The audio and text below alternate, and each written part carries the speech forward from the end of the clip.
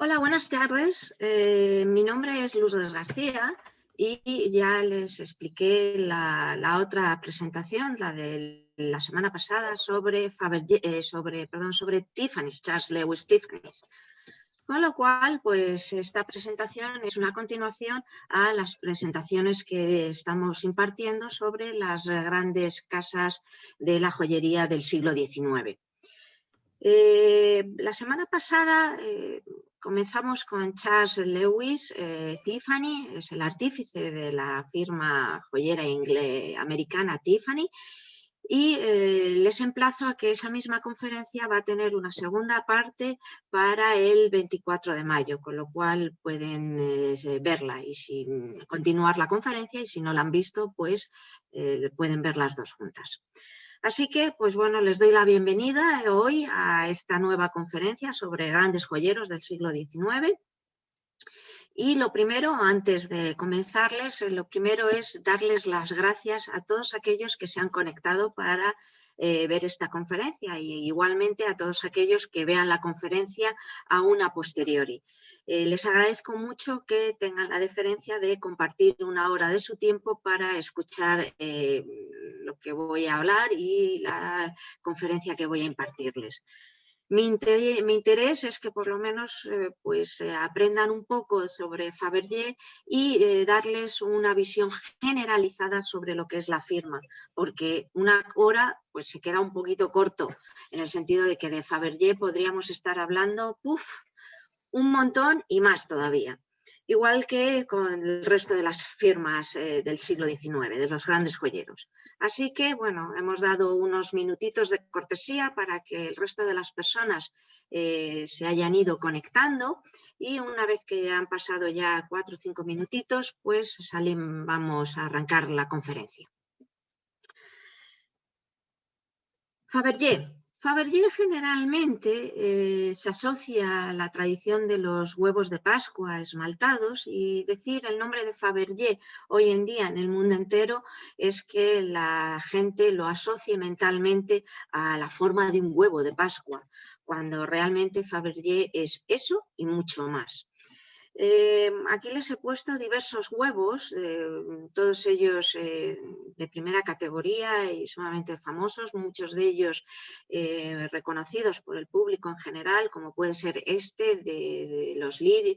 Este es el huevo de los lirios, y este es el huevo en forma de árbol, que inclusive, fíjense, me refiero que a pesar de que es un huevo, no tiene forma de huevo. Es un árbol que está hecho todo hojitas, una a una, con nefrita, que a Fabergé le gustaba mucho esa piedra. Fabergé, como ya les digo, no es solamente sinónimo de los huevos de Pascua. La amplitud de objetos que Fabergé realiza durante su trayectoria es sumamente amplia. Tenemos recogidos la suma de casi 250.000 objetos. Muchísimos, muchísimos, si tenemos en cuenta que la firma de Fabergé, tal y como hoy en día la conocemos, podemos empezar a contabilizarla a partir de 1882. Con lo cual, pues 1882 hasta 1917 es la friolera de 35 años de manufactura, y no tiene un recorrido como otras grandes casas joyeras que no han sufrido ninguna pérdida, llámese Cartier, Van Cleef & Arpels o etcétera. Fabergé, concretamente, en la imagen pueden ver una imagen de un par de gemelos con forma de elefante, tallados en piedra, que es un cuarzo alino. No es muy transparente, es más bien casi un cuarzo lechoso, con oro, esmaltes. Los esmaltes lo tienen en la parte de aquí, en la parte igualmente de aquí arriba, y fíjense que bien se ve perfectamente aquí los diamantes en talla casi rosa, y aquí lo mismo, no es una talla muy perfecta, en el sentido de que no es una talla moderna, me refiero. Aquí está la otra parte, la parte del vástago del gemelo, aro y fíjense el aro de esmalte que va haciendo juego con la parte del elefante. Cuando les he mencionado anteriormente que es una firma que, por desgracia, sufre pérdidas, es porque les afecta de lleno la Revolución Rusa de 1917, con lo cual todo aquello que llevaban confeccionado y todo el imperio que habían conseguido levantar Carl Fabergé, pues lo pierden. A pesar de que se exilian de Rusia, pues no vuelven a tener esa tradición joyera que habían ido sembrando desde el origen.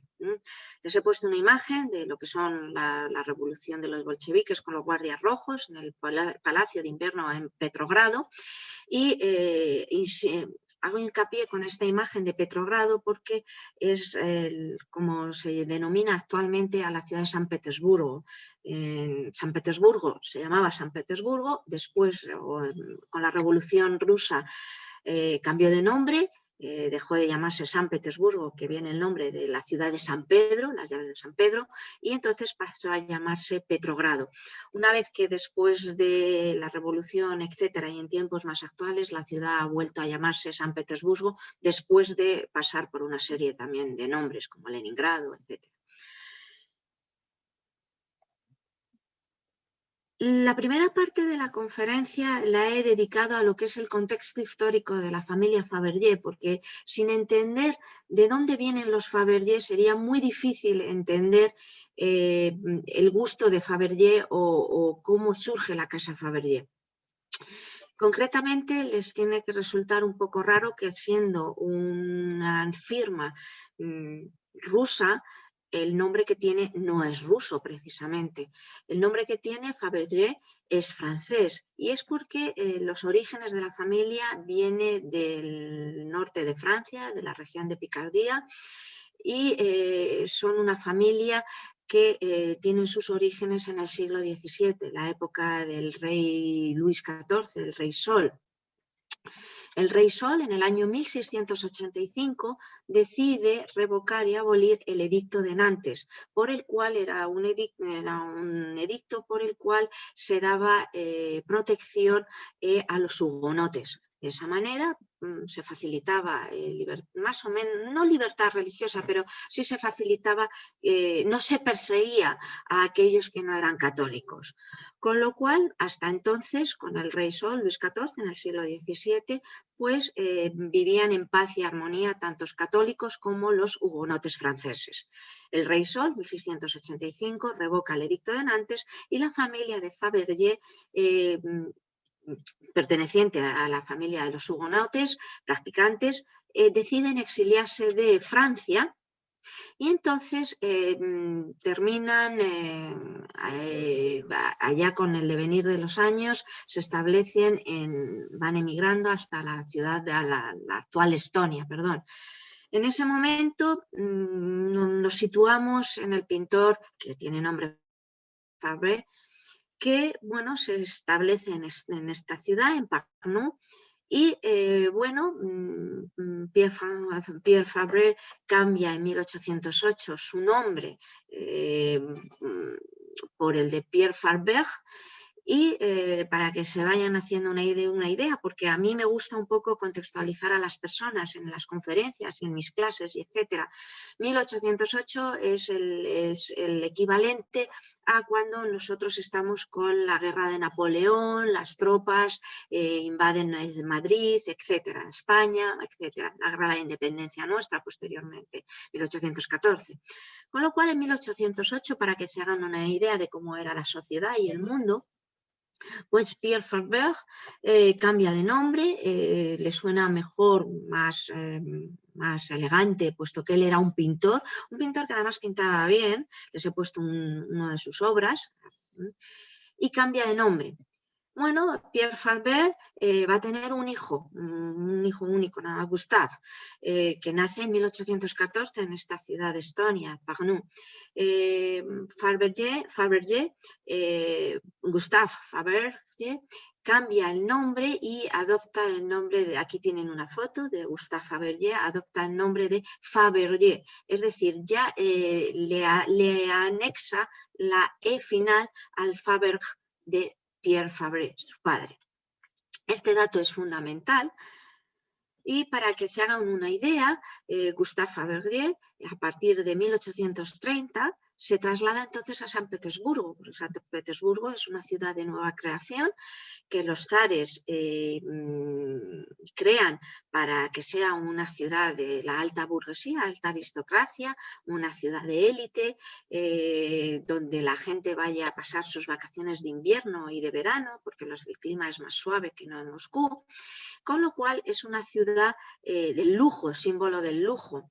Y entonces además pasa a ser además capital de Rusia. Una imagen para que se hagan una idea de cómo era San Petersburgo en aquel entonces, una ciudad perfecta, sin ningún problema. En esa ciudad, Gustave Fabergé entonces entró a formarse como aprendiz en el taller de un orfebre, en el taller de Andreas Ferdinand Spiegel, y ya le va cogiendo el gusto a lo que son las joyas. Les insisto que procedía como antecedentes de que su padre era pintor, con lo cual la vena artística pues ya la tienen los genes. Andreas Ferdinand Spiegel es un joyero de primera categoría. Fíjense el estilo de joyas que en esa época de principios del siglo XIX se hacían en Rusia. Este es un camafeo en ágata con una montura de oro a base de un cordón. La filigrana del cordón es increíble. Y concretamente András Ferdinand era un joyero experto en cajitas de oro. El nombre de cajitas de oro lo pueden encontrar de diversa tipología. Nosotros generalmente le llamamos cajitas de rapé o inclusive tabaqueras, por eso de cajitas de rapé, tabaqueras, e inclusive algunas veces se utiliza el anglicismo de snuff box. Pero bueno, vamos a llamarles cajitas o tabaqueras. Esta es una cajita hecha en 1844 para esa sociedad de San Petersburgo, oro, esmaltes azulados, con lo cual fíjense qué maestría de la tapa, perfecta, de las líneas curvas y sinuosas y las líneas rectas del esmaltado. Fíjense en esta conferencia el tipo de esmaltado, es un esmaltado, un color sólido y único, azulado, muy intenso.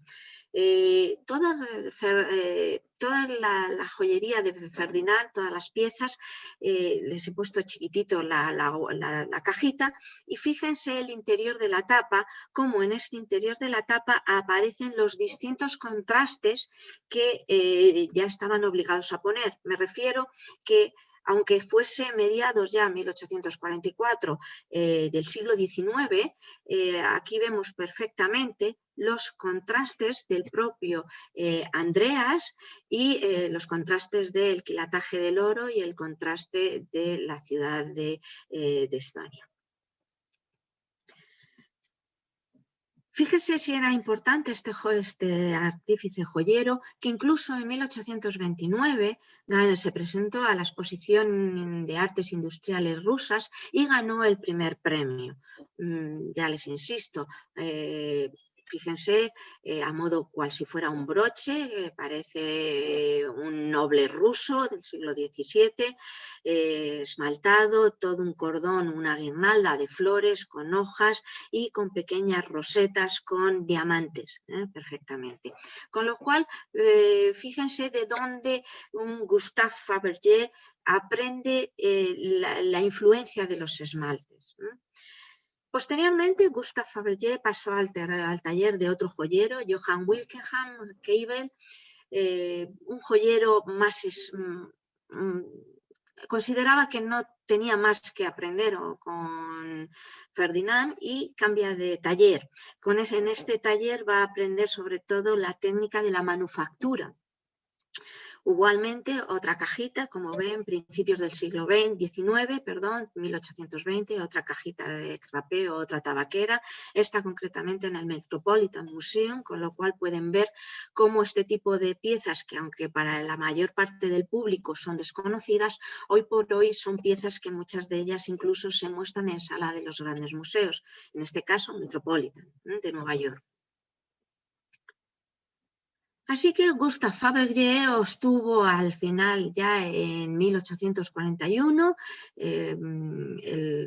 su título como maestro joyero, y en 1842, tan solo un año de diferencia, abrió su propia tienda en la moderna calle de Bolshaka Moshaika en San Petersburgo, y les he puesto una imagen de lo que es la actualidad la calle, y él abre la tienda en un sótano de uno de los edificios.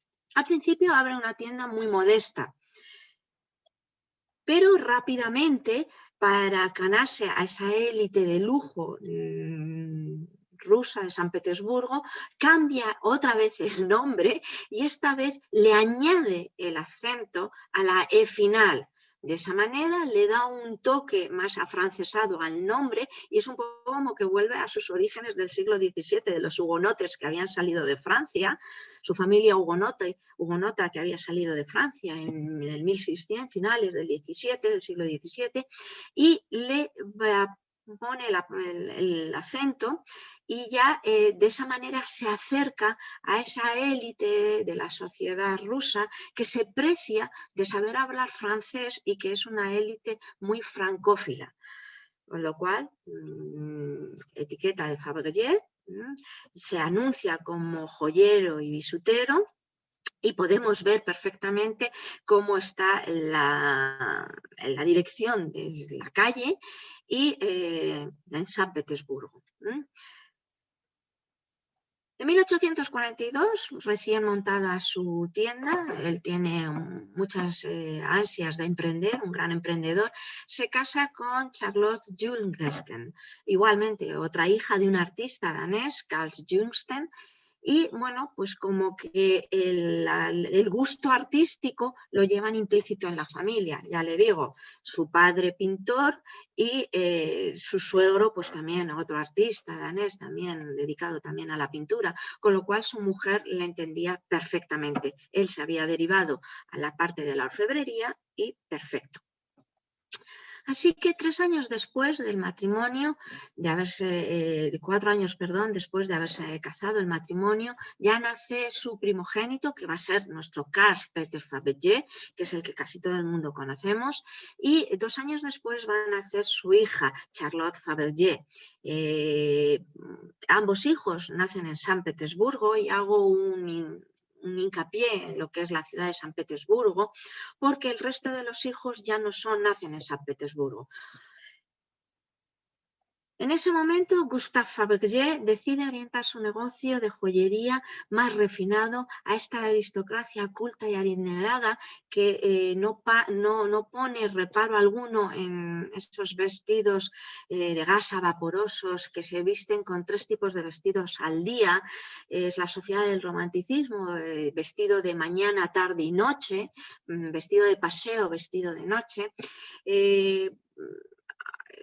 Se lo ilustro con este cuadro de Winterhalter porque es la condesa Olga Suvarnolonova de Winterhalter y muchos de ustedes están acostumbrados a ver los cuadros de Winterhalter con nuestra reina Isabel II o la emperatriz Eugenia de Montijo, con lo cual Gustave Fabergé está desarrollando su actividad en esa cronología de 1844, 1850, 1856, etcétera, que para nosotros es Isabel II.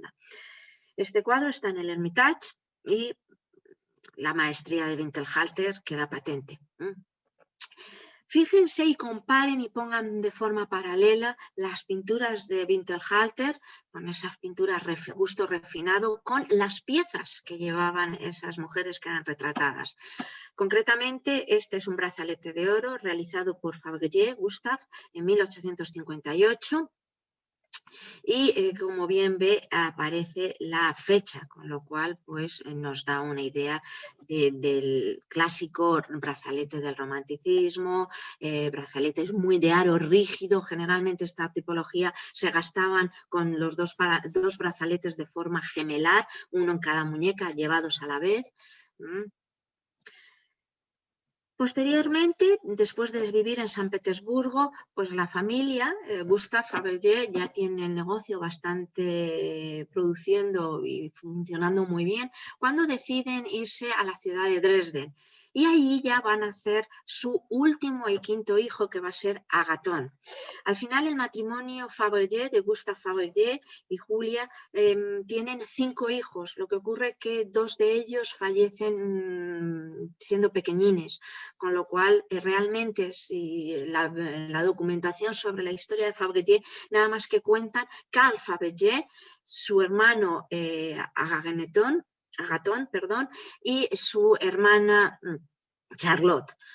Su hermana no participa en la firma familiar de la casa Fabergé, y simplemente los que sí de verdad van a hacer la historia de la emblemática firma va a ser Carl y Agathon.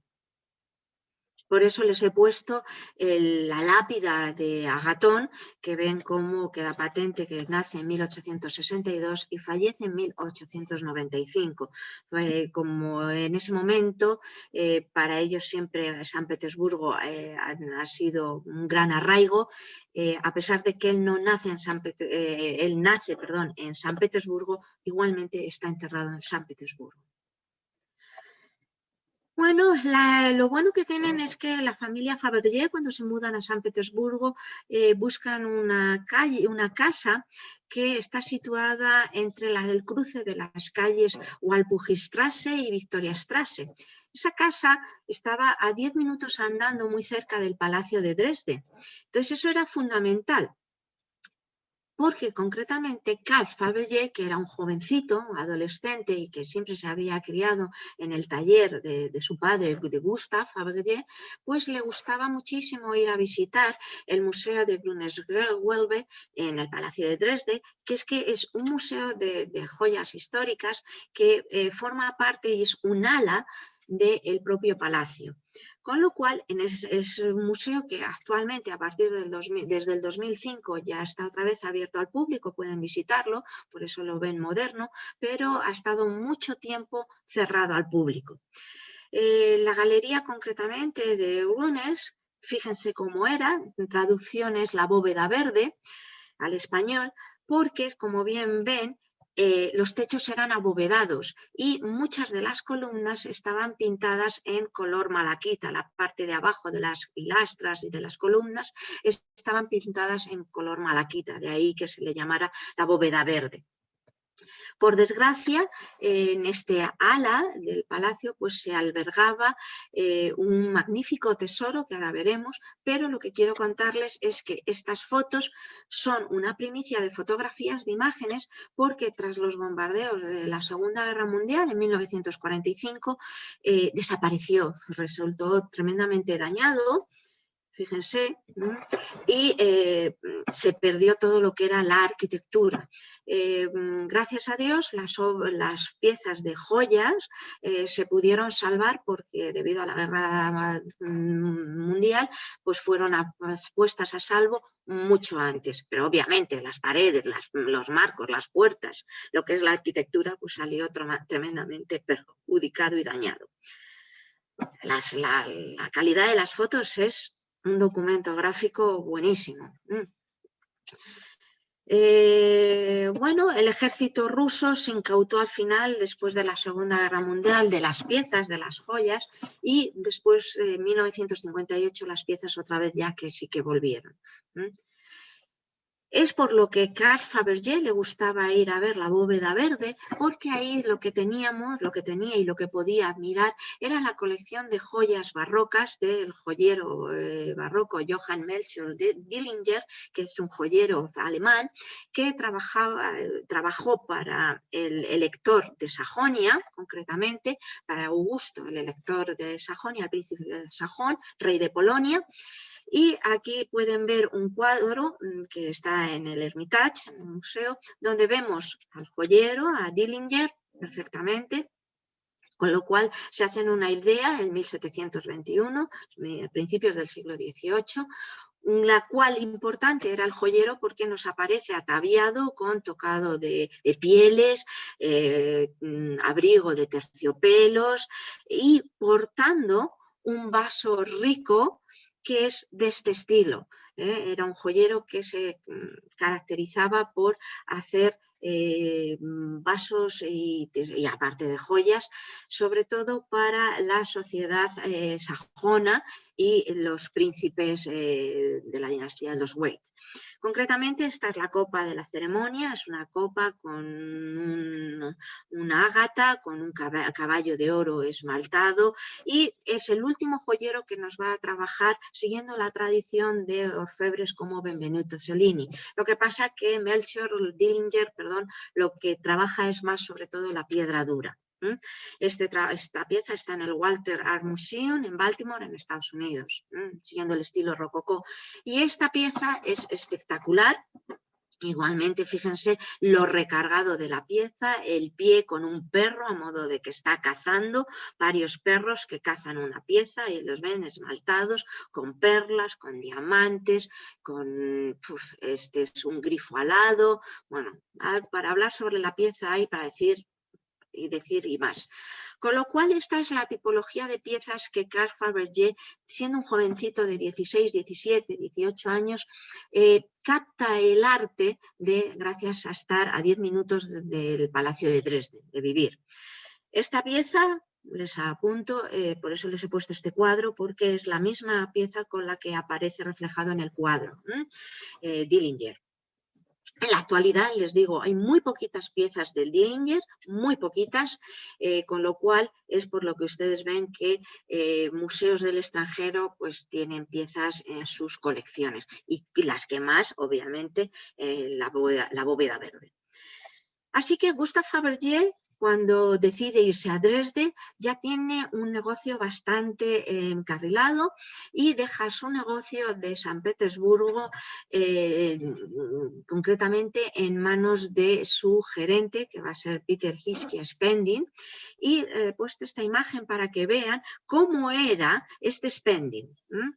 Aquí en el medio, de pies, fíjense cómo era ya el taller de Fabergé, porque tienen que fijarse las mesas de bancos de joyero, que así se les llama esta tipología de mesas, como una sola mesa tiene con capacidad para 6 bancos de joyero. Miren, contemos, 1, 2, 3, 4, 5, 6. Y así en solamente esta imagen podemos contar como unas 5 o 6 mesas. Así que en esta mesa, en esta imagen, tenemos 30 joyeros que están trabajando a la vez, fabricando de forma artesanal piezas una por una. Así que imagínense la cantidad de piezas que podía vender Fabergé. Me refiero, no solamente huevos, como siempre la gente suele asociar a la clase Fabergé. Además, háganse una idea de cómo fabricaba, porque era un artífice en los medios de comunicación, con lo cual él daba igual de importancia tanto a la fabricación de la pieza en sí, a la joya, como a la difusión y al marketing de la joya. Con lo cual se molestó en que siempre todas sus piezas fueran con el membrete de la firma. Y como no, bien acentuado, la E, Fabergé. Él, una vez que coge esa tónica, la cumple para siempre. ¿Ven? Pueden apreciar como aquí ya se ha quitado el nombre del membrete de bisutero, ¿vale? Ya es joyero en toda regla, porque en francés hay una diferencia muy grande entre los bisuteros y los joyeros, cosa que casi en España no hay esa diferencia tan marcada, ¿no? Tan marcada en cuanto a tipología de pieza que hacen unos y otros y el caché que tiene una pieza y otra. Con lo cual estaban perfectamente estuchadas y llevaban el nombre. Fíjense en la calidad de los estuches, rasos, sedas, terciopelos. Y además son estuches sumamente cuidados, distinta tipología para cada distinto formato de pieza que ellos realizaban, estuches hechos en madera, guarnecidos con sedas, con algodones y con tafetanes inclusive, terciopelos, y para cada estuche hechas sus aberturas. En este caso concreto, tal y lo que están, miren dónde está en este caso concreto la etiqueta. Ahí la pueden ver perfectamente. En esta pieza concreta es un conjunto de pendientes y reloj. Y le he puesto esta imagen para que tengan una visión general, panorámica. Y aquí tienen la pieza. Esta es lo que hace de pinza. Estos son los pendientes y este es el reloj. ¿Sí? Miren el reloj. Un reloj, si se dan cuenta, muy barroco, muy rococó, mejor dicho, con follaje, con diamantes, líneas muy sinuosas, los esmaltes que Gustav ha aprendido previamente en los talleres que él previamente donde se ha formado como joyero artesano. Y ya en ese momento las piezas que realizaba Gustave Fabergé ya llevaban su propio contraste, que el suyo es muy curioso, una calavera con dos tibias cruzadas y luego aquí en ruso el marcaje, en cirílico, en cirilo. Carl Fabergé, con tan solo 18 años, muy jovencito, ya ha tenido bastante esa primera aproximación al arte gracias al Palacio de Dresde, decide marcharse a Europa. Más bien, quizás es su padre el que le anima a que salga de San Petersburgo, viaje por Europa, se forme y se va a formar y va a coger un curso de finanzas en París, otro curso previamente que había cogido también en San Petersburgo sobre economía y finanzas, va a visitar París, va a visitar Londres, Frankfurt en Alemania, y en todos estos lugares donde va, lo primero que visita y se empapa bien son de los grandes museos. De ahí tiene una influencia tremenda. Y cuando él ya termina su formación en 1872, con toda esa formación que ha adquirido, vuelve a San Petersburgo y con tan solo 26 años se casa con Augusta Julia Jacobs, que tienen una imagen, último tercio. Que ya lo dejé activado. Último tercio del siglo XIX, con lo cual ya vemos por la imagen que ya se está acercando la sociedad de la Belle Époque por el vestuario. Una vez que Carl Fabergé vuelve a San Petersburgo, pues no entra a participar de la firma de Fabergé, sino que su padre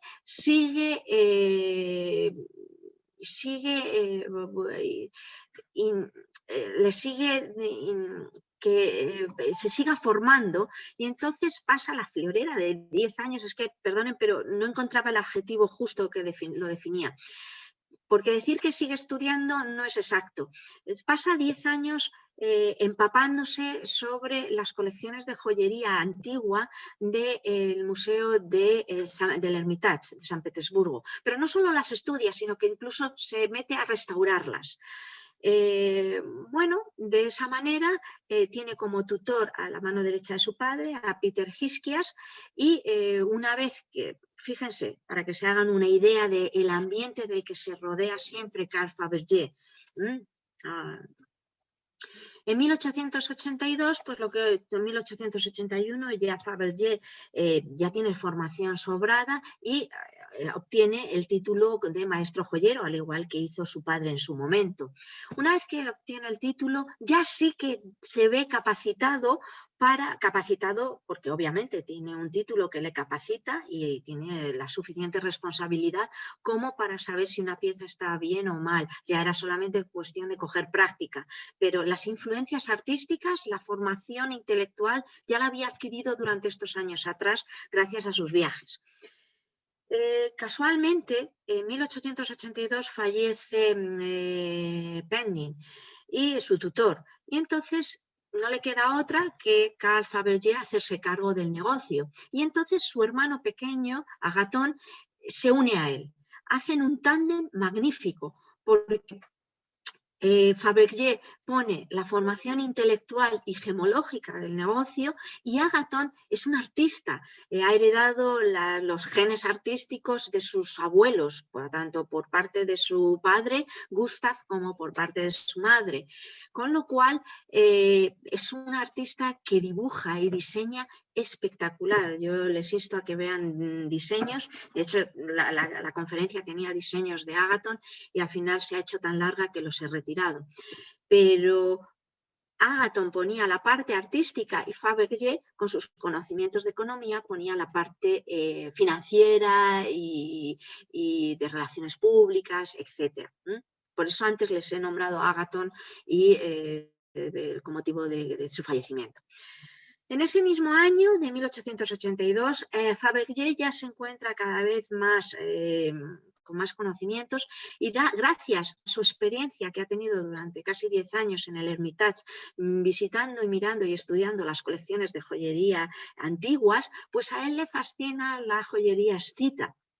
Con lo cual hace una réplica en oro de un brazalete, pero él ya había hecho más réplicas que las tenía a modo de museo en su propia casa. Se las había llevado a ver a enseñar a los padres, etc.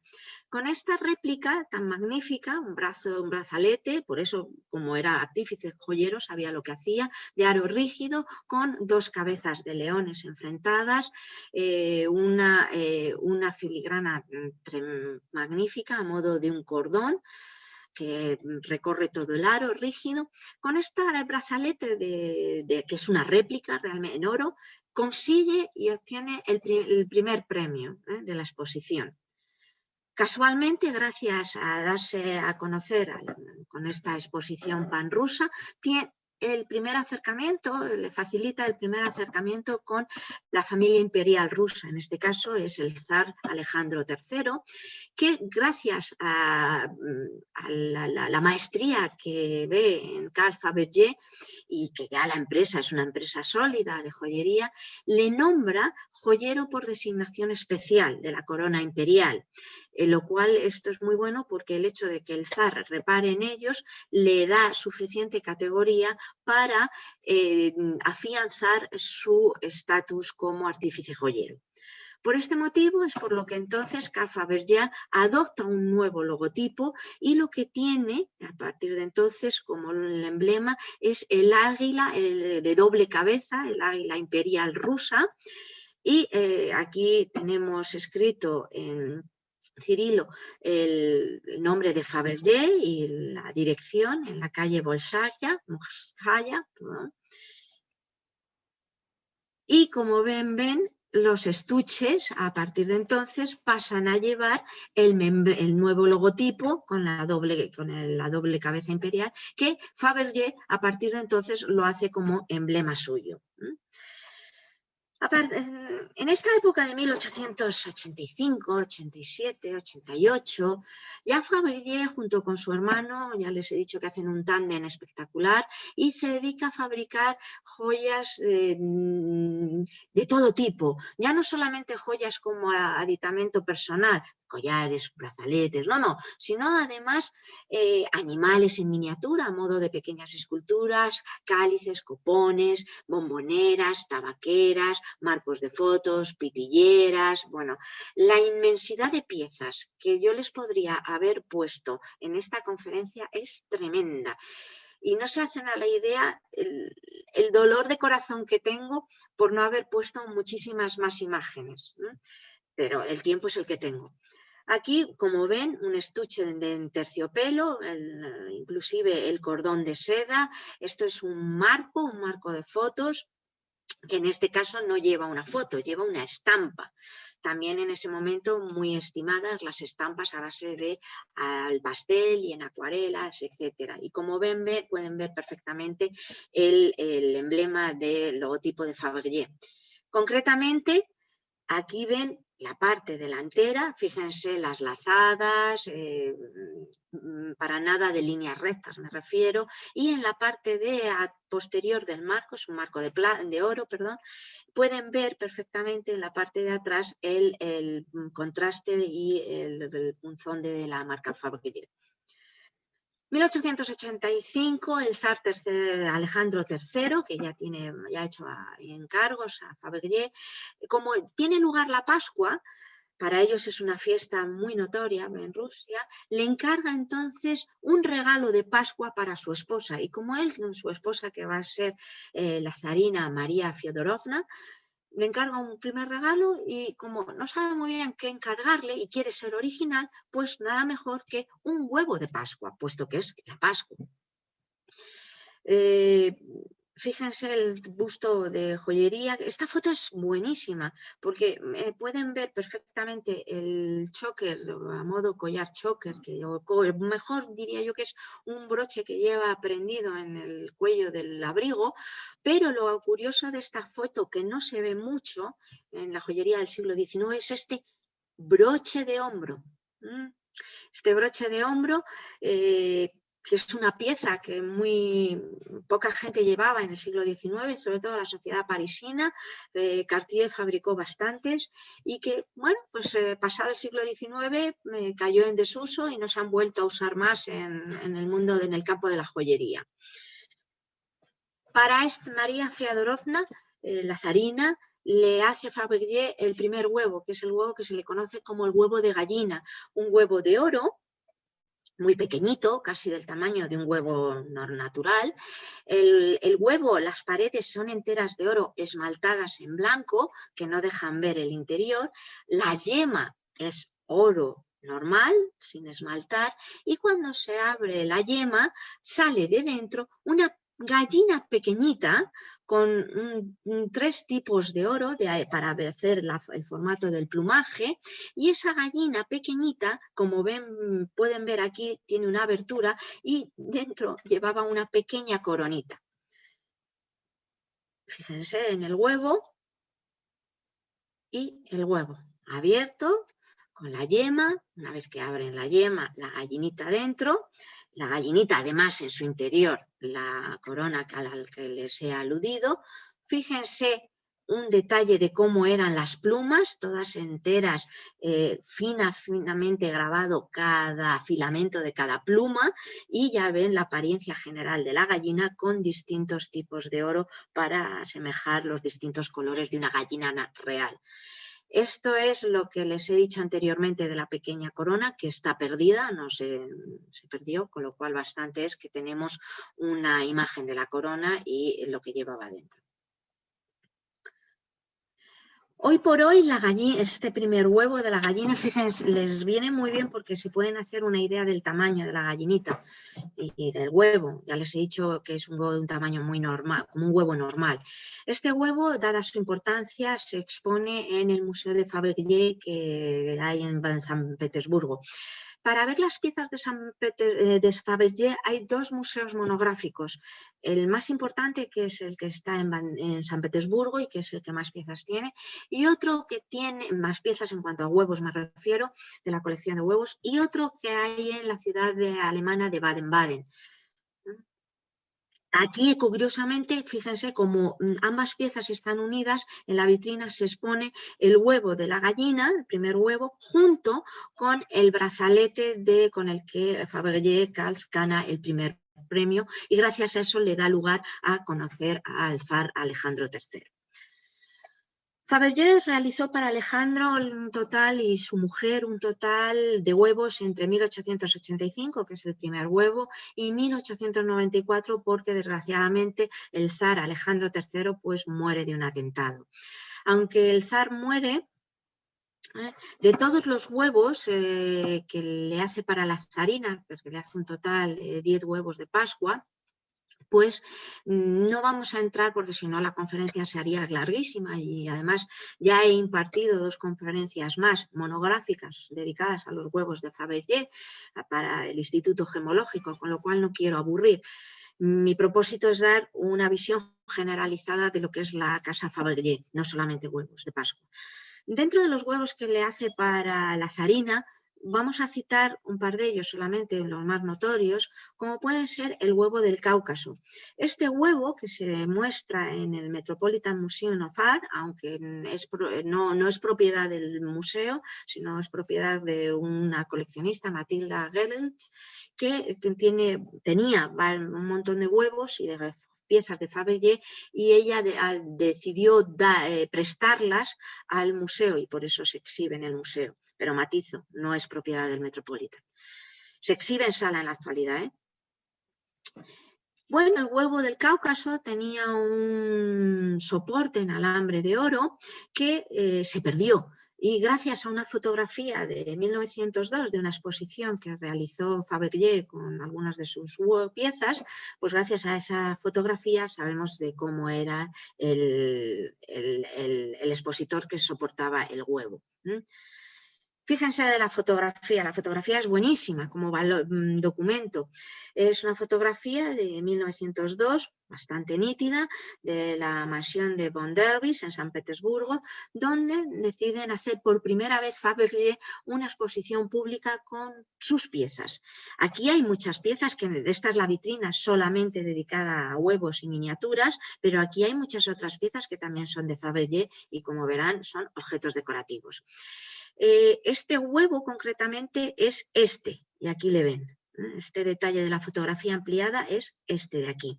En la fotografía he destacado este otro huevo, que es ese, porque me ha parecido curioso que el público tenga conocimiento sobre este huevo, porque gracias a esa fotografía se sabía de la existencia, también es de los que le regaló el zar Alejandro III a la zarina, y este huevo estaba perdido. Se lo regala para la Pascua de 1887. Es un huevo de oro que descansa sobre un trípode con 3 patas, con patas dobles, y con una guirnalda de flores, un zafiro en cabujón y un diamante tallado que le hace de resorte, de botón, que dando al botón se abre el huevo y entonces aparece un reloj. Este huevo, aquí se lo he puesto separado para que se hagan una idea de cómo es el huevo. Este huevo, el hallazgo increíble es que lo encontraron en un chatarrero, lo encontró en la basura. Lo encontró en la basura y él, pues bueno, pues no sabía lo que tenía, no había oído hablar nunca de los huevos de Fabergé ni nada por el estilo. Y bueno, pues se metió en internet, empezó a curiosear qué podía ser, y entonces pues le siguió la pista hasta que, bueno, pues sí, se dieron cuenta de lo que tenían y lo vendió. Ganó 23 millones de euros, así que fíjese lo que da. El huevo del Cáucaso, se lo voy a explicar brevemente. El huevo del Cáucaso es un huevo fundamental porque es el primer huevo en el cual tiene 4 paneles, 4 medallones orlados con perlas, flanqueados por columnas acanaladas, y en estos 4 medallones, si se dan cuenta, hay una guirnalda laureada, que cada una de las 4 guirnaldas tienen un número. Esto es un 8. No es cualquier otra figura geométrica, es un 8, porque lo que está es la cifra en la que le regala el huevo Alejandro III a la zarina. Concretamente, esas 4 medallones, por eso ven 1, 2, 3, la tapa de atrás, y la que se queda sin ver en la imagen es la otra de atrás. Son 4 medallones que se abren y lo que sale, lo que se deja ver, son 4 estampas del Cáucaso. Son 4 estampas. Aquí, como pueden ver, les apunto, es una réplica del pedestal original que tenía, con el que contaba el huevo. El huevo además está rematado en la parte superior por la cifra, ahora la veremos. Son 4 estampas pintadas sobre marfil y son 4 estampas del Cáucaso, que era un pabellón de caza donde la familia del zar iba a pasar a veces los inviernos, etcétera, etcétera. El zarevich, el hijo de Alejandro III, fue un niño un poco débil, tenía tuberculosis y entonces pues solía pasar muchas temporadas en esta casa de campo en el Cáucaso, y de ahí que, bueno, pues que el Fabergé quisiera hacerle un guiño a la familia con su casa de campo. Fíjense cómo aquí se ve perfectamente el 1, el 1 de 1800. El 1, el 8, vamos girando. Y este huevo, ahora explicaré más despacio, pero lo que le quiero que entiendan la imagen es que es importante porque es el primer huevo en el cual Fabergé emplea una técnica para los huevos, la técnica del esmaltado guilloché. Otro huevo, este es el huevo de piña, colección particular, y ven perfectamente cómo es un huevo en esmaltado azul, todo de radios, haciendo cual si fueran abanicos, las guirnaldas con zafiros en las guirnaldas azules, y el esmalte guilloché lo emplea Fabergé para todo tipo de objetos, no solamente para huevos. El esmalte guilloché es un esmalte con el cual se graba la superficie del oro batido, la superficie lisa del oro, se hace una serie de incisiones que pueden ser onduladas, lisas, dibujos geométricos, etc. Y sobre esas incisiones se esmalta. ¿Qué ocurre? Que como el esmalte se pone sobre una superficie que tiene dibujo y rugosidades, al final lo que se produce es un efecto tornasolado. Aquí vemos un marco de plata, un marco de fotos de plata con esmalte guilloché, comprado y pedido por encargo de la zarina María Feodorovna en 1899, y en ella porta una foto, aunque les parece un niño, pero es su hija Alexandrovna. Otra de las piezas, en este caso, es un reloj que, bueno, pues gracias a la técnica del esmalte guilloché, pues Carl Fabergé convertía cualquier pieza en un objeto decorativo con una valía cual si fuera una joya, ¿no? De la talla de una joya. Fíjense, lo que quiero que vayan fijándose son en los rameados, las florituras, las vitelas de tela, etc. Ahí sale a relucir su gusto artístico, para que comparen con líneas más, gusto más sobrio, de finales ya del 1899, 1900, principios del siglo XX. Vamos viendo cómo cambian los diseños. Aquí se ve muy bien el efecto tornasolado. Este es un portalápices.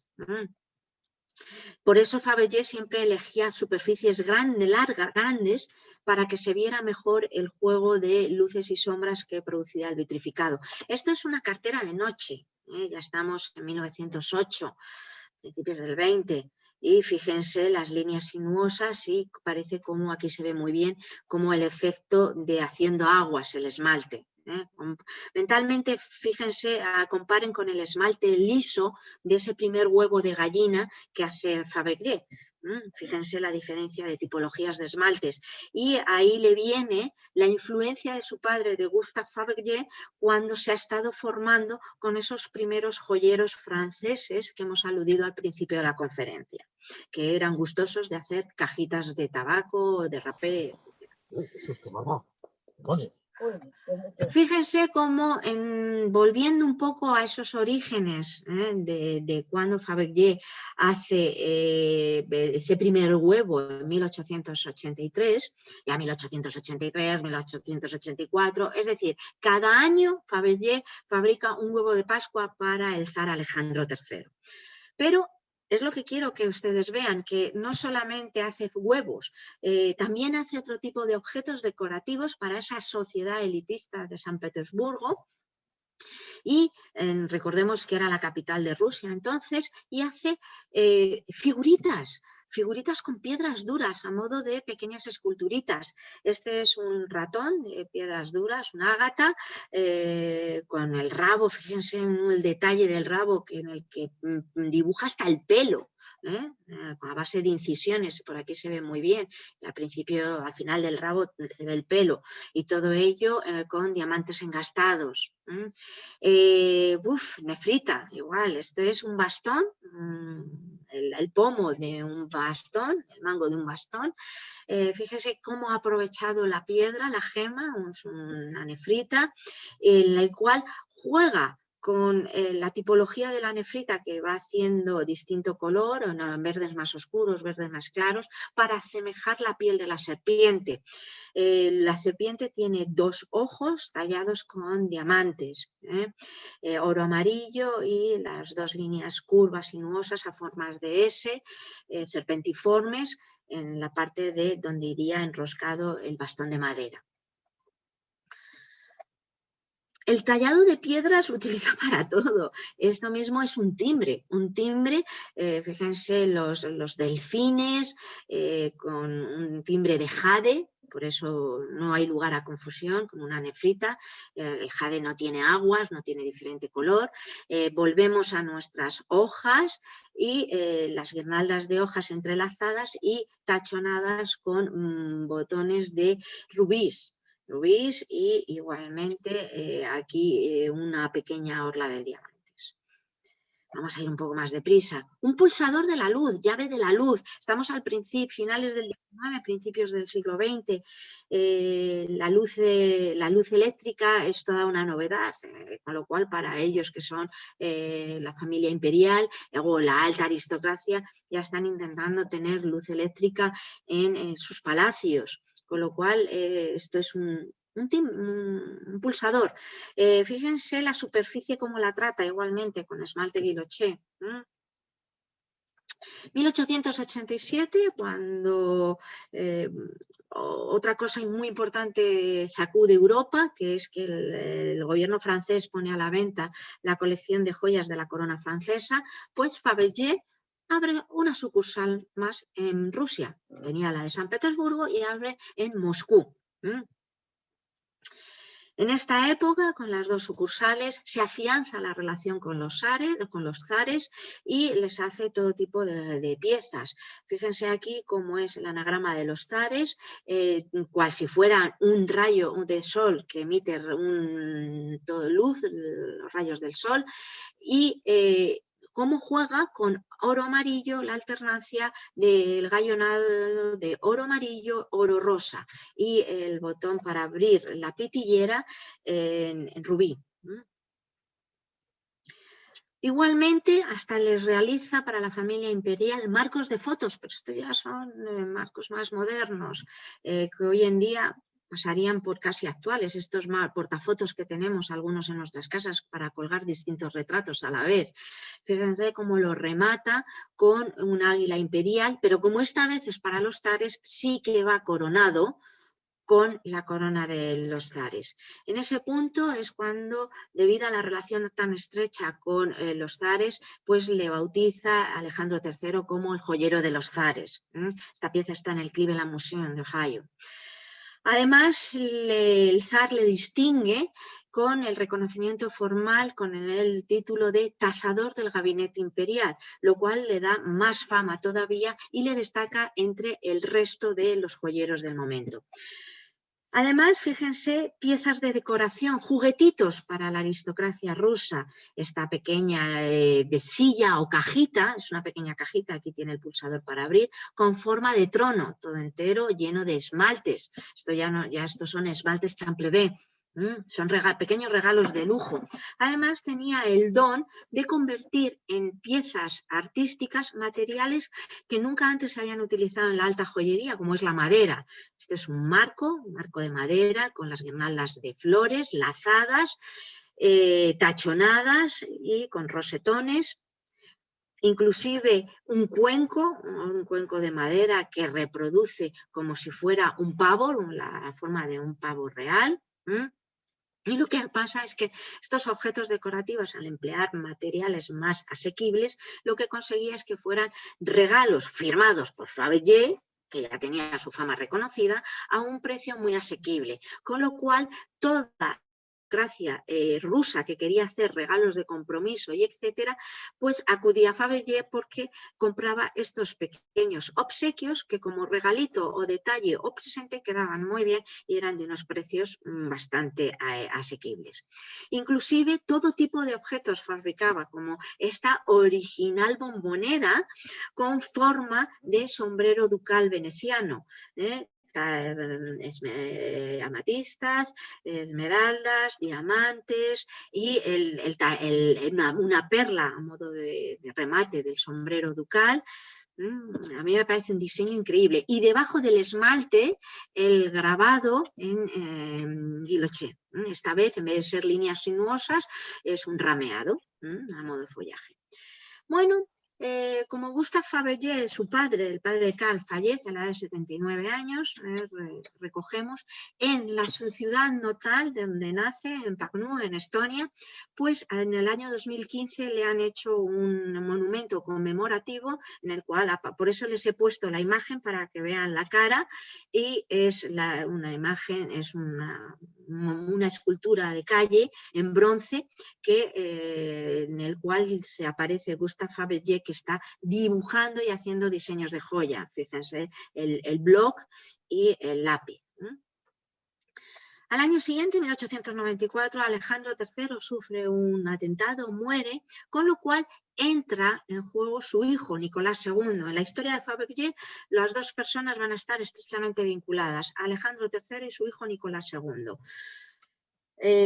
Es nombrado zar, coronado en noviembre de 1894, y ese año es sumamente importante porque, bueno, se va a casar el zar, pero lo que ocurre es que deja viuda Alejandro III, como es improvisada la muerte, es un atentado, es un asesinato, pues deja viuda a una temprana edad a la zarina María, con lo cual la relación entre Nicolás II y su madre fue muy estrecha toda la vida, hasta el final de sus días, digamos, la familia. Pueden ver una fotografía donde en 1896 parecen pareja en vez de parecer madre e hijo. Esto hago hincapié porque el zar Nicolás II mantuvo al final de sus días la costumbre instaurada por su padre de regalarle un huevo a su mujer, la zarina, con lo cual Nicolás II a partir de 1895 regaló tantos y cuantos huevos regaló a la zarina, también se los regaló a su mujer, Alejandra.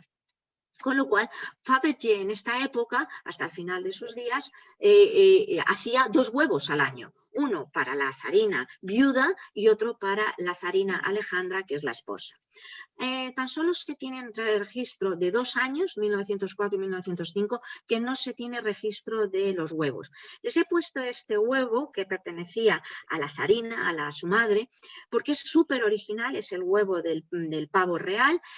Muy pocas veces ha sido puesto en público este huevo, de hecho está en una colección privada en la actualidad, pero fíjense, las cáscaras del huevo es cuarzo hialino transparente, tallado, lo ven perfectamente. Entonces, cuando se abría el huevo, aparecía un pavo real que movía su cola. Fíjense cómo está hecho el plumaje del pavo real. El pavo, mediante un mecanismo, era una figura autómata que se movía y desplegaba la cola, y a la vez que se salía el pavo, se desplegaba todo un árbol en oro amarillo con pintitas de rubíes en las hojas, a modo de flores.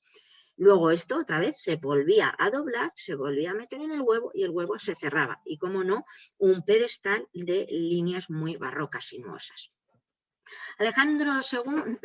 Nicolás II como zar contrae el matrimonio con Alejandra ese mismo año de 1894, a finales del año. Primero le nombran al zar y a finales del año le nombran al zar en mayo y en noviembre así se casa con Alejandra.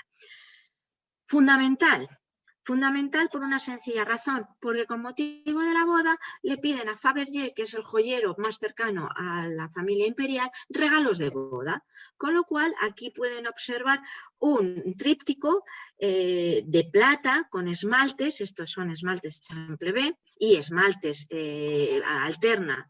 Aquí los esmaltes Champlevé con los esmaltes Guilloché. Aparece con la Madre de Dios, perdón la pronunciación mía, pero es que es lo que tiene el ruso, junto con 2 hermanos santos. Vamos más deprisa. Así que Fabergé realiza para el zar Nicolás II uno de los huevos más representativos dentro de la historia de los huevos. Fíjense, como ya les hemos explicado, el esmalte Champlevé, el esmalte voy muy nerviosa por el tiempo, el esmalte Guilloché, un enrejado de guirnaldas de hojas que están tachonadas con remates floreados y en el medio de cada flor un diamante. Este huevo, concretamente, es el huevo de la coronación. Fíjense cómo igualmente en la parte de arriba aparece la fecha de 1897 y con un cristal, ustedes no se puede apreciar, aquí se ve un poquito mejor, un cristal de diamante liso, sin facetar, a modo de ventana, en el cual se puede leer la fecha de 1897. Está ahora mismo en una colección particular de Víctor Besselberger, que compró en el 2004 9 huevos Fabergé que había sacado a subasta Sotheby's. Y al final, antes de la subasta, Sotheby's lo retiró. Nunca se dijo por cuánto lo había comprado, pero al final sí se sabe que pagó $100 millones por los 9 huevos y por más piezas de Fabergé. Este huevo es fundamental dentro de toda la historia de los 23 huevos que le regala a la zarina y otros 23 a su madre, porque este huevo lo que ocurre es que, fíjense, o sea, cuando se abre el huevo perfectamente con el interior acolchado, aparece la carroza coronada por una coronita chiquitita, diminuta, entera, con esmalte que reproduce el interior, el terciopelo rojo y en los asientos azules, no se pueden ver, pero se lo digo yo, con las ventanitas de cristal de cuarzo y alino transparente y todo ello con esmalte y con diamantes. Les puedo decir que la puerta se abre con una pequeña manivela que hay ahí que se gira y se abre la carroza. Esta es la carroza que llevaron, la que fue montada la zarina cuando fue proclamada zarina, Alejandra. En 1902, principios del siglo XX, es cuando Fabergé realiza esta primera exposición pública en Rusia, donde por primera vez muestra todos los objetos decorativos y piezas antiguas que pertenecían a la familia imperial. Con lo cual, fíjense, este es un broche, por eso aparece la corona imperial. Y de esta primera exposición de 1902 es de donde pertenece esta fotografía que antes he aludido a ella. En esta primera fotografía también aparece el huevo imperial que le he aludido anteriormente, que está ahí. Por eso es por lo que les decía que algunas de estas piezas son objetos decorativos de Fabergé, no son piezas de la casa, de la mansión. En esta exposición muestran piezas, los juguetitos que les he aludido anteriormente para esta sociedad aristócrata que se entretenía con estos pequeños amenities. Fíjense, un juguetito que es una ruleta rusa con esmalte Guilloché, una ruleta rusa en esmaltes rojos y negros y a modo de bola de la ruleta una perla. Y a modo de cristal abombado un cuarzo y alino. Transparente. 1903 se expande, ya tiene San Petersburgo como sucursal, ya tiene Moscú y abre sucursal en Londres y 4 años después en Kiev. La sucursal de Londres en tela panelada de madera, como no, con el anagrama de la corte imperial, inclusive hasta con la corona. Y esto es fundamental porque en ese momento el hijo pequeño, el que hemos aludido anteriormente, uno de los pequeños de Carl Fabergé, Carl Fabergé junto con su hermano Agathon, Carl Fabergé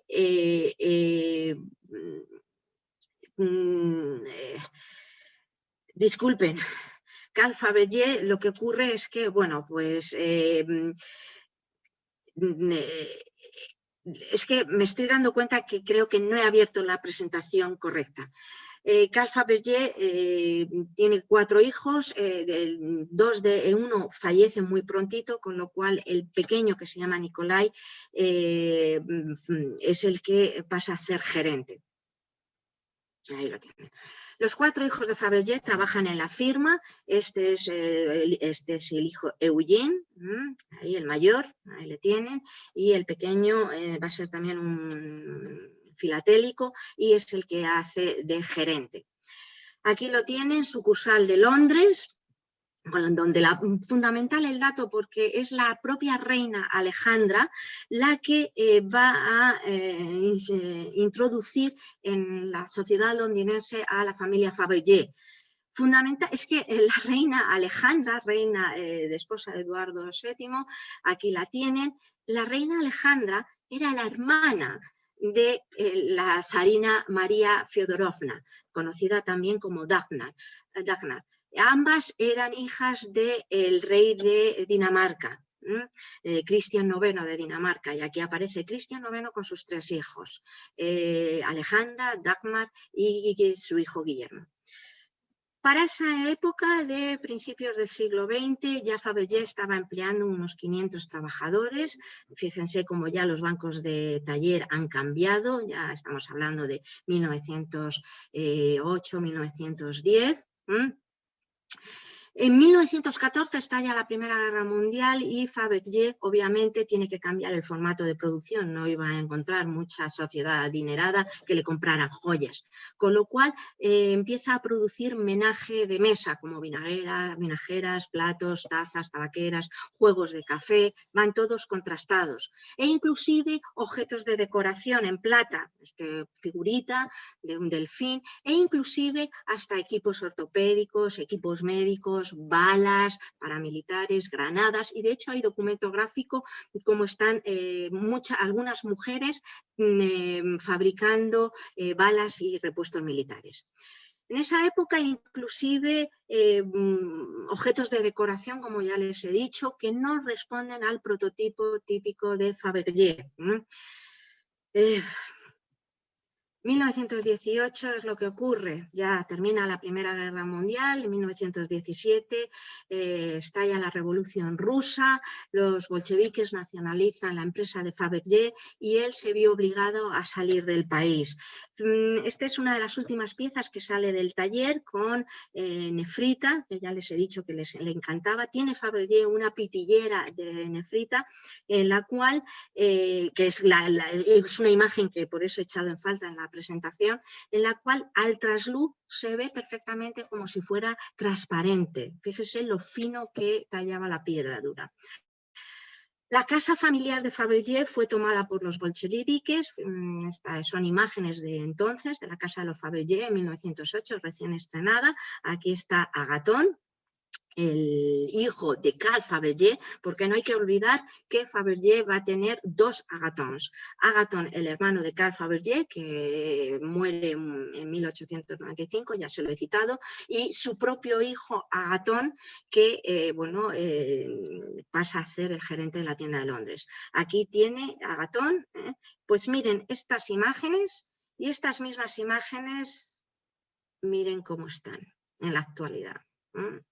Los bolcheviques arrasan la casa tenía 2 cajas fuertes, acaban con todo lo que era paredes empaneladas, enteladas, aquí se ven muy bien, todas las obras de arte, de decoración, son las mismas imágenes, calculen, las mismas, he conseguido las mismas estancias. Fíjense, fotos en la actualidad, las otras eran en blanco y negro, el estado actual, en lo cual podemos hacernos una idea de las cornisas, de todo tipo de detalle que tenía la casa familiar y hoy por hoy pues, está en un estado lamentable. Esta era la puerta de la caja fuerte, por eso fíjense la anchura de la puerta. Finalmente la familia salió exiliada, es muy largo de contar el peregrinaje que tuvieron y Fabergé fallece en su vida, terminaron hasta inclusive andando por la nieve. Bueno, es un episodio bastante curioso, ¿no? Para una familia que había vivido de semejante manera. Y en 1920 fallece en Suiza, en Lausana. Aquí es una de las últimas fotos de Carl Fabergé con su familia. Este es el monumento que le hicieron en Rusia, su lápida en Cannes. La sepultura de su hijo Agaton en Finlandia, la he puesto simplemente porque es curioso cómo le rinde un homenaje a la tradición de los huevos de Pascua de Fabergé. Fíjense como la del propio Carl Fabergé carece de alguna alusión y la de su hijo, pues sí. En la actualidad, la sucursal de Fabergé en San Petersburgo, aquí una foto antigua de cuando era Fabergé, en la actualidad persiste el mismo edificio y en la actualidad ya les digo que es un edificio, una joyería, perdón, con el nombre de Jacquard, Rubí. Hoy por hoy los mejores museos del mundo, ya le he aludido, Metropolitan Museum, Hermitage, Victoria and Albert Museum, etc., exponen en sala piezas de Fabergé y no son precisamente los huevos de Fabergé. El Metropolitan ya les he dicho que expone varios huevos, pero son prestados en depósito. Estos son cajitas de Fabergé, por eso es por lo que he comenzado la conferencia con los orígenes de su padre Gustave Fabergé. En la actualidad pueden ver una exposición de Fabergé en el Victoria and Albert Museum de Londres, que concretamente la exposición se llama Fabergé en Londres, del romance a la revolución, y es curioso porque la imagen de la cartela que han empleado el Victoria and Albert Museum es esta flor. Y esta flor, para los que conozcan un poco la colección de Fabergé, es esta pieza. Es el vaso es un lirio en el cual las hojas están finamente talladas con nefrita. El vaso está hecho con cuarzo y alino transparente, en el cual han agujereado para con esmalte reproducir lo que es el tallo y además reproducir el efecto doble que produciría en la realidad el agua. Pero todo esto que les estoy imponiendo es un bloque de cuarzo y alino transparente. Y la flor es en esmalte guilloché, que ya hemos apuntado anteriormente, el representativo de Fabergé, y en la parte central un diamante considerable, talla antigua. Es curioso porque ya termino, en esta exposición pueden ustedes ver estas figuritas que Fabergé tenía gusto de hacerlas para que sirviese de entretenimiento. Son todas de piedras duras. Esto es un cosaco ruso. Lo ven perfectamente, todas las medallas. Si nos acercáramos lo veríamos. Y este es un veterano ruso, por eso le pone mayor, antiguo, con barba, a diferencia de este señor. Y bueno, siento mucho la demora, hemos terminado, me he despedido con la exposición del Victoria and Albert Museum. Siento mucho la demora que hemos tenido y bueno, si alguien quiere hacerme algún tipo de pregunta, pues adelante. Hola, buenas tardes. Hola, buenas tardes. Mira, soy Marian. Yo quería preguntar... Hola, Marian, buenas tardes. Las sucursales que ha dicho estaban, la primera en San Petersburgo, luego Moscú, Londres y la última... Kiev. Kiev. En Kiev, vale. Sí. Porque ahí, ¿y la fecha? La fecha es, deduzco que le puede bailar la fecha a las dos últimas, 1903 en Londres, vale. 1906 en Kiev. Vale, muchísimas gracias. No hay de qué, no, al revés, ya que se conecta y puedo hablar, le agradezco personalmente que haya tenido la deferencia a usted y a todos los demás. Bueno, una exposición preciosa, como la del otro día, porque gracias. Además está muy bien estructurada, donde podemos ver las cosas, los museos, las tumbas son curiosísimas, sí. Porque realmente es muy curioso, no se ven las tumbas, claro, de las personas. Entonces, las fotos que tiene usted maravillosas, o sea que enhorabuena. Porque disfrutamos muchísimo, yo por lo menos. Muchas gracias. Ya me hubiera gustado que la conferencia durase 2 horas. Sí, a mí también. Porque lo único que he intentado con todos ustedes es despejar ese mito de Fabergé, huevos de Pascua. Sí, sí. Por otro lado, tampoco he querido dejar de lado los huevos de Pascua. Entonces, lo que he hecho ha sido pincelar un poco los huevos de Pascua, que a la gente les suelen sonar más, pero calcule, son 69 huevos. Madre mía. Si ustedes pudieran ver un huevo en la realidad, tienen movimientos propios. Y es que estamos hablando de unos tamaños diminutos, se mueven las hojas, el huevo concretamente que es imagen de la conferencia es el huevo de los litios, que es rosa con unas florecitas. Esas florecitas son las flores preferidas de Alejandra, ¿vale? De las tarinas. Y entonces esas florecitas Fabergé las consigue con perlas diminutas, porque son florecitas muguet, es un tipo de flor bueno, pues las consigue con perlas diminutas. Así que, pues, así es que les podía contar sobre Fabergé, la torta y media, muchísimo más. De Pero todas maneras, tampoco he pretendido aburrir, con lo cual, bueno, es fundamental pinceladas históricas para sentar a la gente. Bueno, la gente suele tener dudas de cómo situar al padre, al hijo, a los sobrinos, quién es quién, sí, porque como además repiten los nombres, que es lo que sí. he querido dejar hincapié, porque son familia, pues un poco con Cartier también pasa lo mismo. Hay que tener muy bien estructurado el árbol genealógico, porque el árbol genealógico da lugar a los nombres y los nombres dan lugar a la cronología. Sí. Y claro, eso es lo que ocurre. De todas maneras, qué marketing todos, Sí. con esos tiempos tan antiguos, qué estuches, qué maravilla los estuches, cómo sabían cuándo poner el nombre más grande, más pequeño, lo del acento. Me llama mucho, yo es que soy muy de marketing, entonces me gusta muchísimo el marketing de ellos, los colores. El otro día Tiffany con el turquesa, este hombre los azules, las letras, cómo decían lo que eran para que todo el mundo los conociera. O sea, realmente curioso el marketing de aquella época. Así que, bueno, muchas gracias. Ya no hablo más, que si no le agradezco enormemente su comentario.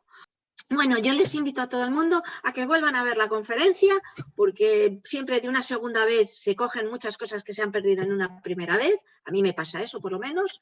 Y muchísimas gracias por asistir. Les insto a que hay una tercera conferencia sobre Tiffany, muy interesante y va a ser muy bonita, porque es sobre el trabajo vitral de Tiffany. Ahí estaremos. Pues muchas gracias a todos y muchas gracias por esta interesantísima conferencia, Lourdes. Nos vemos muy pronto.